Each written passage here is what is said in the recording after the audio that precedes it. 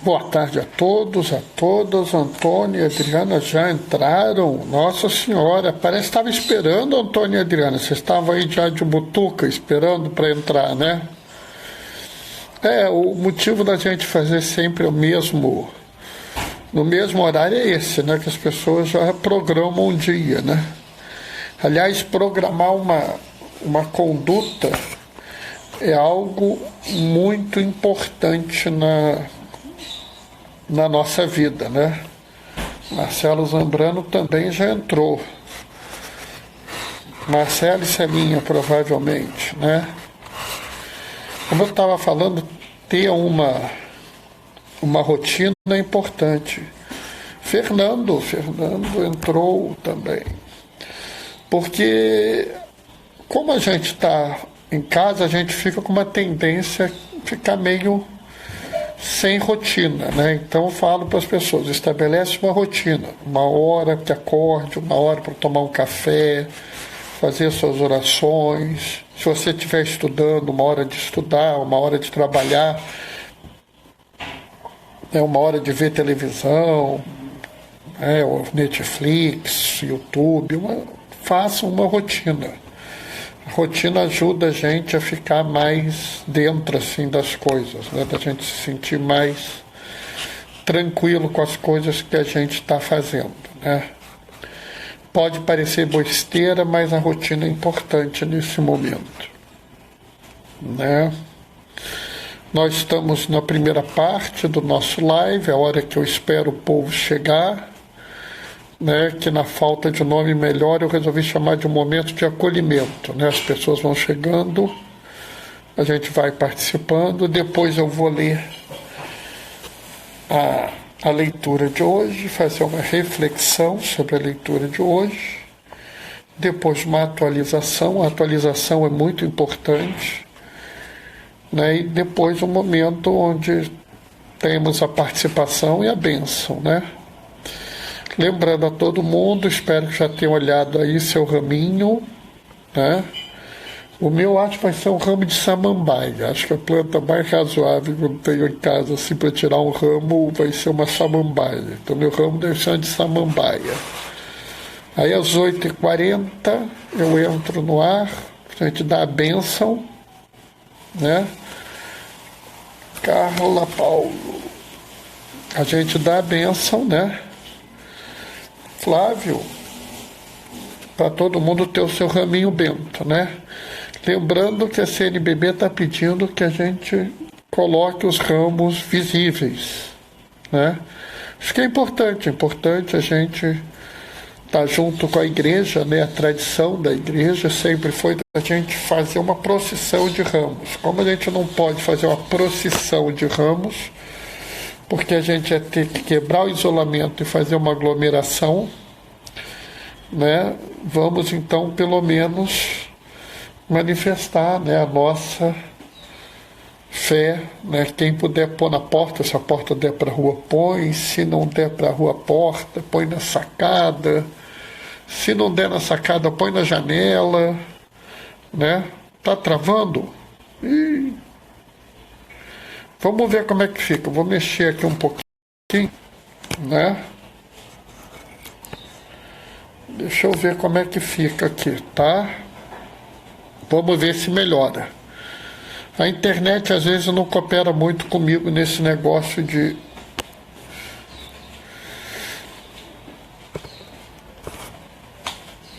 transmissão, não. Vamos ver melhor.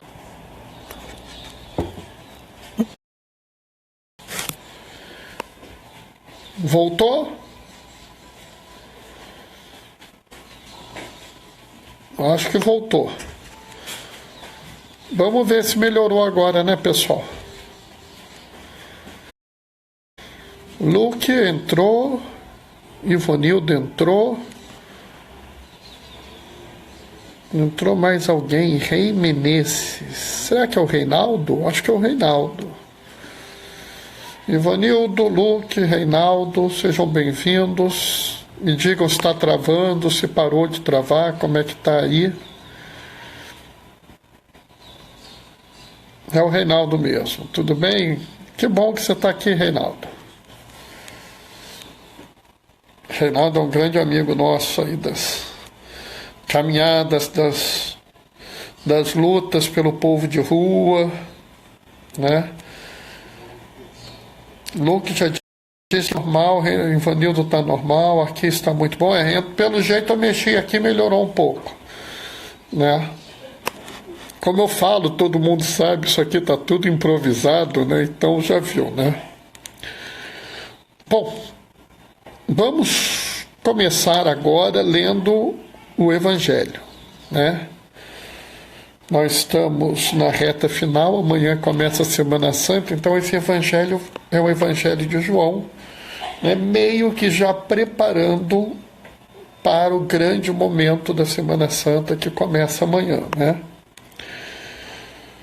Proclamação do Evangelho de Jesus Cristo segundo João.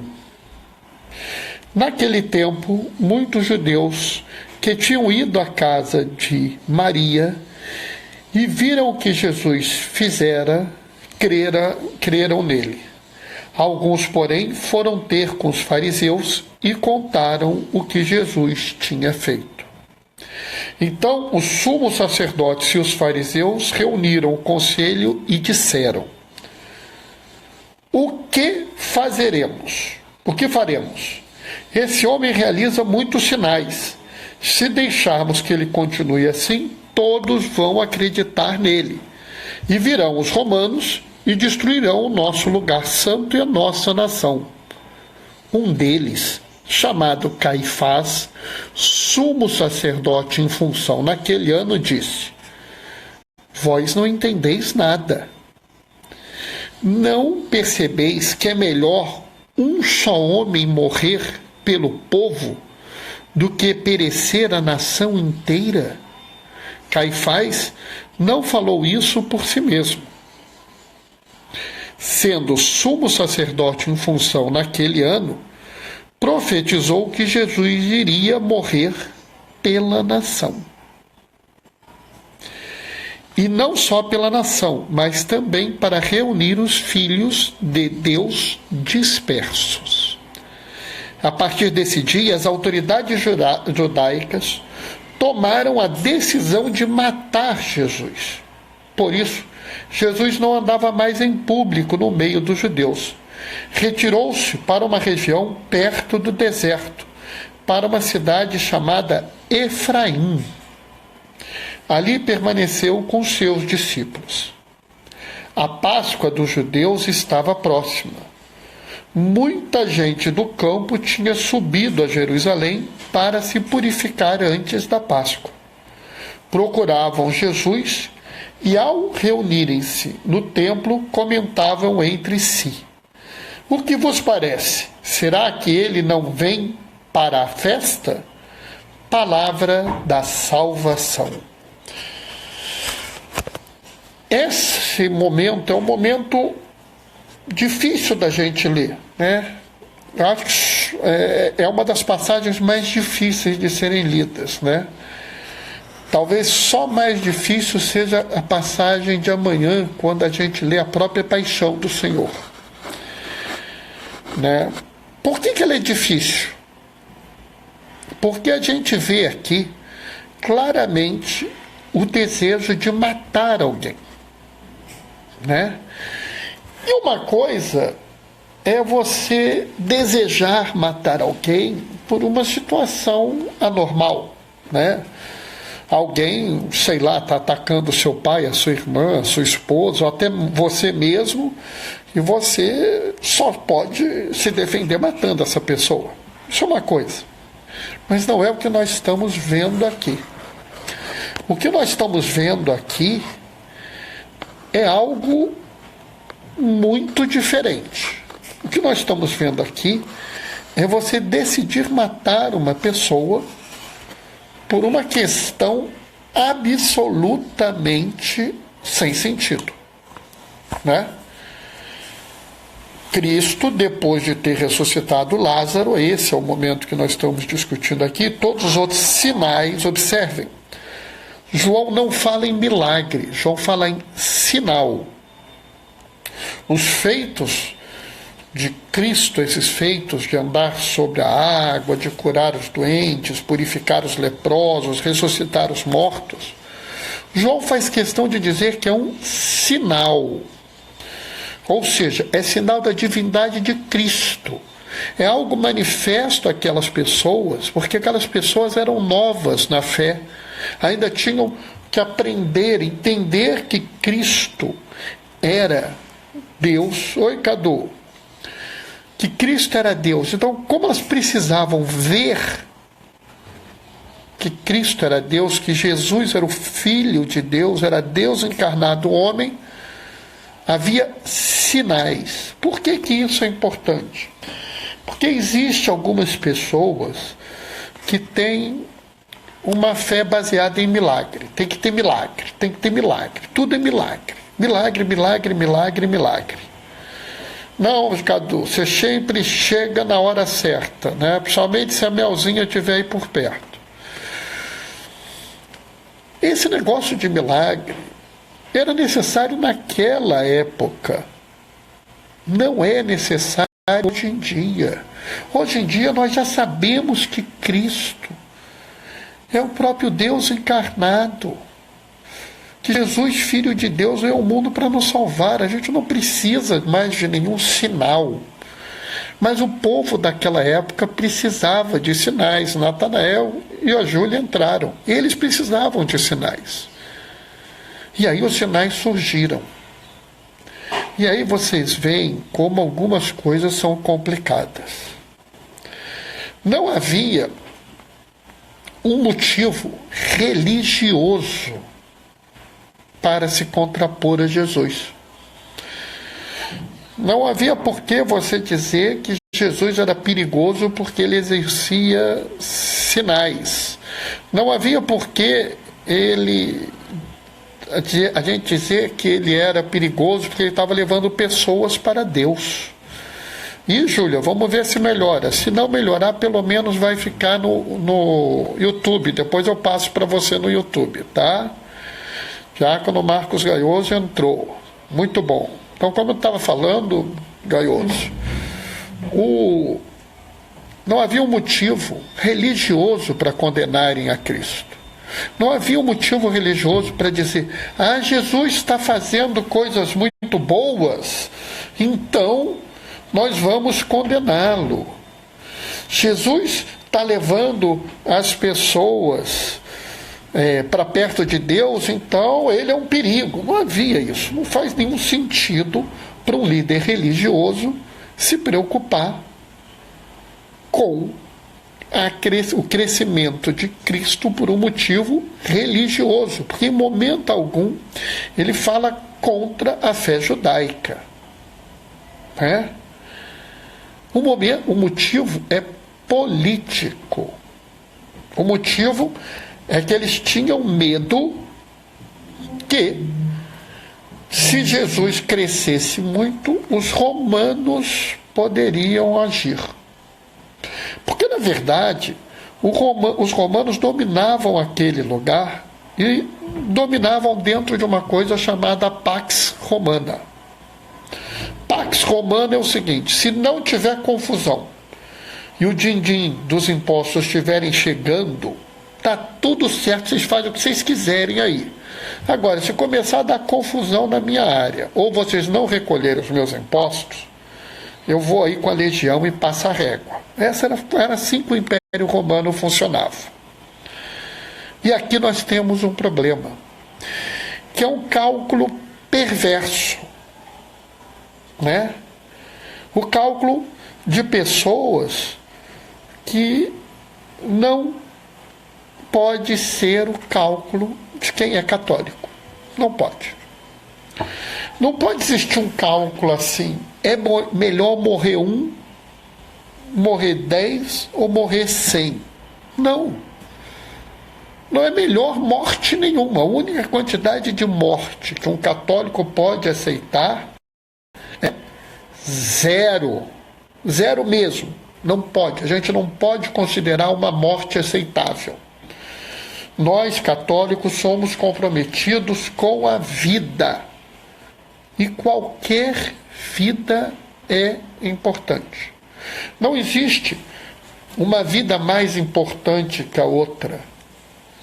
Não existe, eu vou abrir mão dessa vida porque essa vida é mais importante que a outra. Oi, Lisier. Correia Augusto Correia, não sei quem é Augusto, seja bem-vindo de todo jeito. Não existe uma vida mais importante que a outra. A vida de um idoso não é mais importante ou menos importante que a vida de um jovem. A vida de um homem não é menos importante nem mais importante que a vida de uma mulher. A vida de um rico não é mais importante ou menos importante do que a de um pobre. Elisa, tudo bem, Elisa? Não tinha te visto ainda não. A gente tem que entender que toda a vida é importante. E se nós somos católicos, nós temos que escolher pela vida. Nós vamos agir no mundo sempre comprometidos com a vida. Não tem meia vida. Não é uma vidinha. Não é sobreviver. É sempre lutar pela vida e vida em abundância. Nós deveremos lutar sempre pelo que é bom e justo, porque Deus se move para o que é bom e justo. Como diria Duns Scoto, Deus se move pelo que é belo, bom e justo. E nós deveríamos fazer o mesmo. Sim, Elisa, escolhemos sempre a vida e por isso nenhuma morte é aceitável. Eu estou falando isso porque no início desse processo de isolamento, nós vimos algumas pessoas, falando assim umas coisas que me perturbaram profundamente. Não é melhor que X morram do que Y morram. Não. Não é melhor nem que X nem que Y morram. É melhor que ninguém morra. E essa é a nossa luta. Essa é a nossa responsabilidade. Nós devemos agir buscando que ninguém morra. Qual teria sido bom se aquele sumo sacerdote, os fariseus, os mestres da lei, em vez de terem feito uma escolha, vamos deixar esse Cristo aí, esse tal de Jesus morrer para salvar o mundo, a gente tem, e eles teriam feito assim, vamos salvar todo mundo. Vamos convencer os romanos que dá para a gente viver bem. E a Elisa está fazendo uma participação. Qual é a participação da Elisa? É difícil, principalmente quando temos que cuidar da nossa e dos outros. É verdade, é difícil. Elisa, é muito difícil. Mas esse é o nosso compromisso. Nós temos que cuidar da vida de todo mundo. Às vezes é muito difícil. Mas, como católico, como cristão, o meu compromisso tem que ser com a vida. Meu compromisso é dar mais para quem precisa de mais. Porque isso é justiça. Fernando também está fazendo uma colocação. Colocaram nossos idosos como descartáveis. Isso não é coisa de católico. Muito bom, Fernando. Eu diria que é mais que isso. Se eu sou católico, ninguém é descartável, Nós temos um compromisso com a vida, mas exatamente isso. Nós não podemos colocar alguém como descartável. Não, o idoso não é descartável, A pessoa com pressão alta, com insuficiência cardíaca não é descartável, Será que o asmático é descartável, Acho que o asmático pode ser descartável, Talvez, Deixa para lá os asmáticos pegarem Covid e morrer, Pode ser. Eu sou asmático. Para quem não sabe, eu sou asmático, Será que eu sou descartável, Será que uma criancinha é descartável? Nós temos criancinha doente no Rio de Janeiro, Estão vendo o problema? A gente não pode escolher uma vida em detrimento da outra. É claro. Eu posso escolher dar minha vida para salvar outro. Isso é outra coisa. Teve um padre na Itália, que já tinha uma certa idade, e virou e falou assim: eu prefiro não ir para o respirador para que esse jovem receba o respirador. Ele morreu, Mas ele escolheu abrir mão da vida dele para salvar o outro. É diferente. É diferente de eu decidir que tal pessoa é descartável. Temos aqui algumas coisas aqui. Espera aí, deixa eu ver. Nessa fase da humanidade é hora de cuidar da vida dos outros através da caridade. Concordo. Elisa, você também é asmática e tem uma filha de 2 anos. E aí? Né? Elisa, fica tranquila, não se desespera. O que é importante é que a gente faça um bom isolamento, com cuidado, com tranquilidade, evite de sair na rua, né? Se for sair na rua, leva o álcool gel, não toque em nada. Nas poucas vezes que eu saí na rua, nos últimos 16 dias, foram 2 vezes, eu saí com a mão no bolso, para nem tocar nas coisas, né? Fica tranquila, se você cuidar direitinho, tomar os cuidados, você não vai pegar. Lizzie, a vida não é um número. É inadmissível um católico que menospreza o direito à vida de quem quer que seja. Perfeito. Brígida entrou. Elisa falando que viu o padre e viu uma senhora de 92 anos. Marcos Gaioso, ninguém é descartável, nem os presos, nem os famintos, nem os sedentos. Muito bom, muito bem lembrado. O povo de rua, né? Como é que eles estão se virando, né? Temos que também naquelas pessoas que precisam, vamos dizer assim, que ganham dinheiro a cada dia, né? Os autônomos, por exemplo. Se a gente puder fazer alguma coisa pelos autônomos, né, faz, dá uma ajudinha, né? O importante, pessoal, é a gente garantir que a sociedade vai apoiar as pessoas. Olha, José Oreiro entrou, né? Infelizmente, Marcos, a gente não pode nem tocar nas coisas nem nas pessoas, mas essa epidemia vai passar e nós vamos novamente nos abraçar. José Oreiro é um amigo que ele sabe, ele pode falar muito bem para a gente, né? Sobre como é importante que a gente garanta condições sociais para as pessoas nesse momento, né?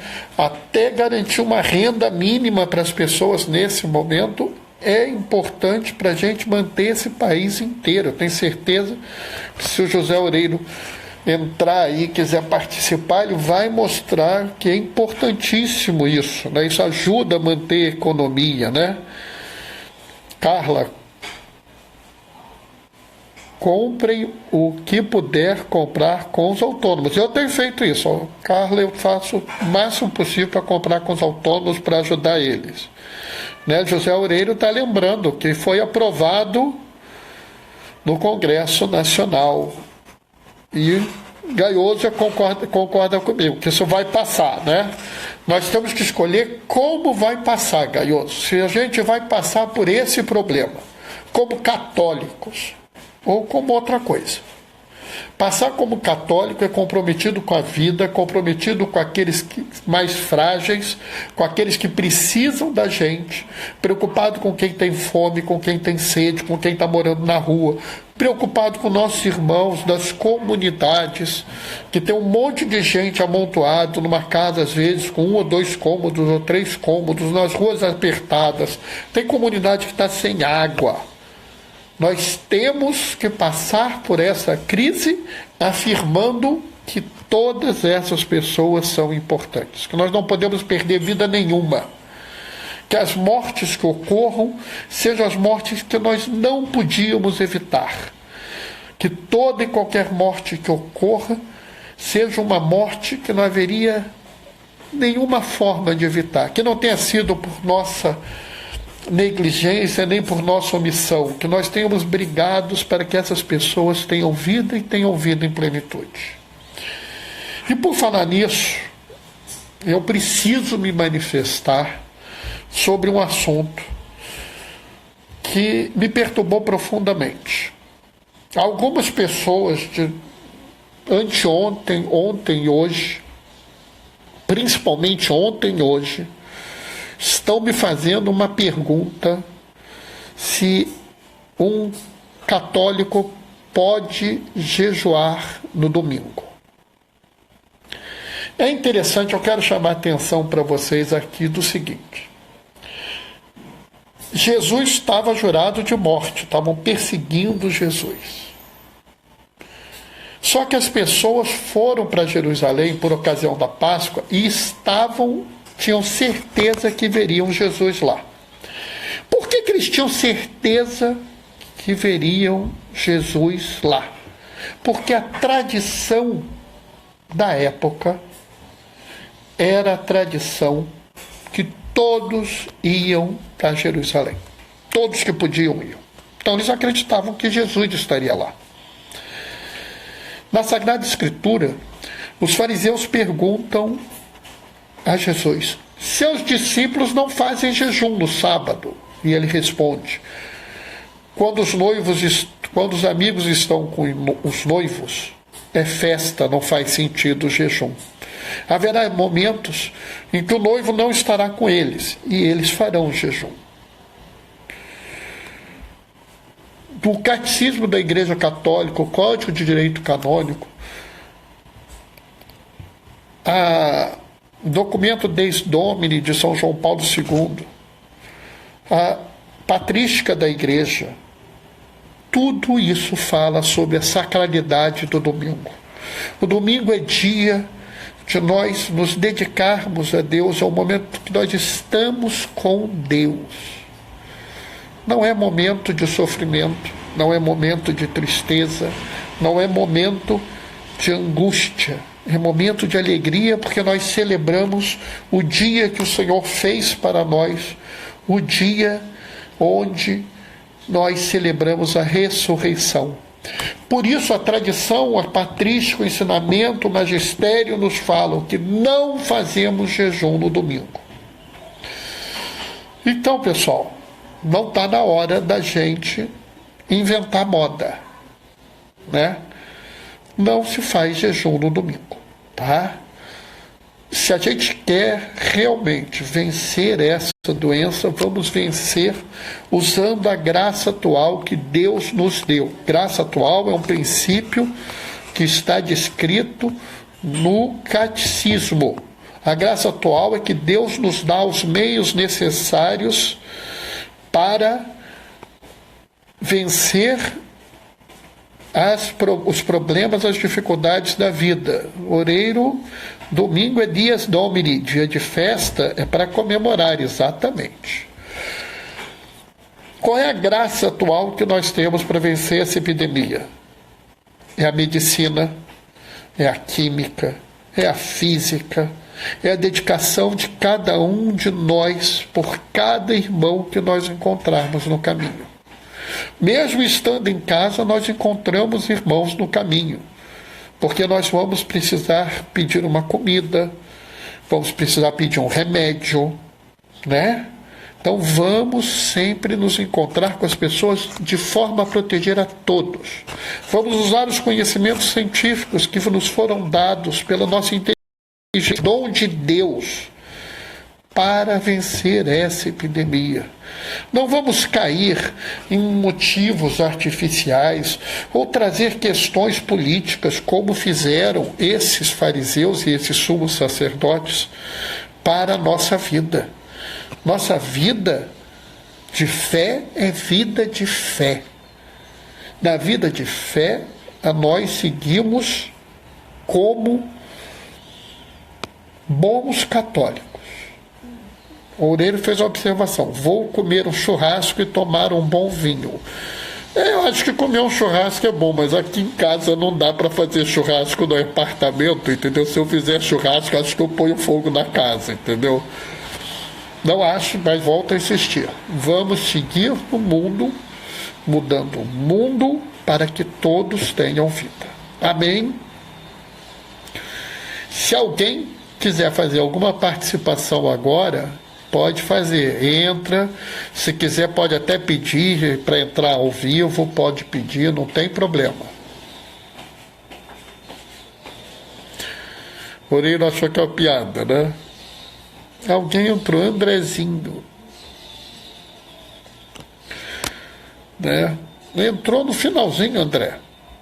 Deve ser o André Almeida, pelo jeitinho ali, deve ser ele. Né? Amanhã, 8h40, 20 para as 9, eu vou aparecer aqui, dar uma bênção dos ramos. Então peguem os seus raminhos. O meu deve ser um pedaço, um ramo de samambaia. A coisa mais próxima que eu tenho aqui de ramo é uma samambaia. Então acho que eu vou arrumar um pedacinho de samambaia. Né?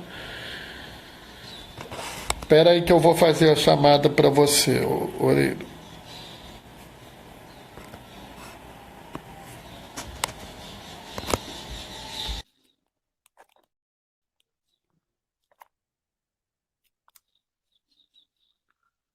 Carla está perguntando. Fernando, Tudo bem, Oreiro? como é que você está aí? Nós estamos bem aqui, protegidos, né? É, Quietinho no nosso canto. eu tô aqui em Goiânia, né? Que a minha mulher é professora aqui no Instituto Federal de Goiás. Então, e esse semestre eu tô de licença capacitação. Então, eu tô aqui na cidade de Goiânia, né? Ah, que bom. Graças a Deus, aqui em Goiânia está bem contido a transmissão do coronavírus. E o governador, por ser médico, né? Ele fechou o comércio desde o dia 18 de março. Então, em todo o estado de Goiás, tem menos de 100 casos de coronavírus e poucas mortes até agora, felizmente. Tá? Então, assim, tá bem tranquilo. Agora, eu sou do grupo de risco, né, que eu sou diabético, então, assim, eu só saio de casa mesmo para fazer uma compra aqui nos mercadinhos que ficam em frente à minha casa e para caminhar dia sim, dia não, aqui no parque que tem perto aqui de casa, que, enfim, isso também é importante para manter a saúde, né? Mas o resto estamos bem, tá? Eu queria reforçar o ponto que você chamou aí a atenção na tua live, quer dizer, o Congresso Nacional já aprovou um programa de renda emergencial, tá? Que varia de 600 a 1.000 por família, tá? Então, isso está tudo aprovado, já foi sancionado pelo presidente da República, inclusive. Tá? Agora, são questões operacionais, tá? De fazer esse dinheiro chegar às pessoas que mais precisam nesse momento. Tá? Mas, assim, a mensagem que eu quero passar para que estão te assistindo, e para você também, é de que, assim, eu tenho acompanhado de perto os esforços do Congresso Nacional, tá? Assim, os deputados e senadores têm mostrado um profundo entendimento da gravidade da situação, tá? E têm trabalhado dia e noite, mesmo não sendo reuniões presenciais, têm feito isso por via remota, né? Mas têm trabalhado no sentido de tomar ações que sejam rápidas e efetivas no sentido de minorar o sofrimento daquelas pessoas, né, que estão sentindo mais agora a crise, que são os trabalhadores informais, né? Então, assim, eu acho que nos próximos dias, eu acho que essa ajuda já vai começar a chegar às pessoas. Muito obrigado. Obrigado aí pela sua participação e toma cuidado. Fique em casa o máximo que você puder, hein? Deixa Tá? comigo, deixa comigo. Eu tenho trabalhado muito em casa, tenho dado entrevista, live e tal, então eu tô bem ocupado aqui, não tô com tédio, isso eu te garanto. Eu vou tirar você agora da live, tá? Obrigado pela Tá bom, então. participação. Ok, Bernardo, um abraço, fique com Deus.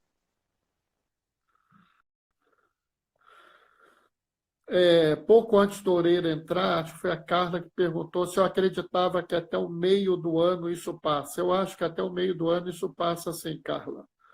Mas o importante é que a gente passe por isso, eu insisto, como católico. Ou seja, comprometido com a vida e comprometido a garantir mais para quem tem menos. Porque isso é o que importa. Toda vida é importante, nós vamos lutar por cada uma delas. Tá? Espero vocês amanhã, 8h40, para a bênção dos ramos e 15h30 a reflexão sobre as leituras do Domingo de Ramos. A todos vocês que participaram, o Senhor esteja convosco, Ele está no meio de nós. Por intercessão de São José, desça sobre vós e permaneça para sempre a bênção do Deus Todo-Poderoso, Ele que é Pai, Filho e Espírito Santo. Amém.